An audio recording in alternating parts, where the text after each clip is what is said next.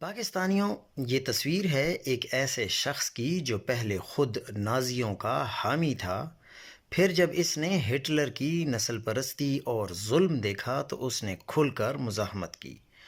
8 سال قید، ڈاخاؤ concentration camp, موت کے دروازے تک پہنچا، مگر آخر میں زندہ بچ گیا اور پھر اس نے وہ جملے کہے جو تاریخ میں ہمیشہ کے لیے امر ہو گئے۔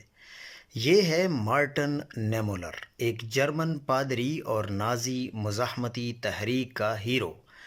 جنگ کے بعد اس نے اپنی زندگی کا سب سے بڑا سبق یہ نظم کی شکل میں دنیا کو دیا۔ نظم انگریزی میں ہے مگر میں آپ کو اس کا اردو میں بھی ترجمہ بتاؤں گا۔ First they came for the communists and I did not speak out because I was not a communist. Then they came for the socialists and I did not speak out because I was not a socialist. Then they came for the trade unionists and I did not speak out because I was not a trade unionist. Then they came for the Jews and I did not speak out because I was not a Jew. Then they came for me and there was no one left to speak for me.